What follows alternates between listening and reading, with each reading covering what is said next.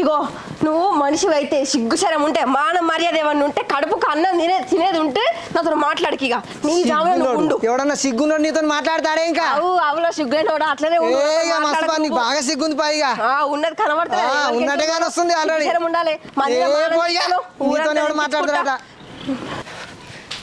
నీతోనే ఎవడు మాట్లాడతాడు పోయే నీతో మాట్లాడితే నా చెప్పుతో నానబెట్టి నేనే కొట్టుకుంటా.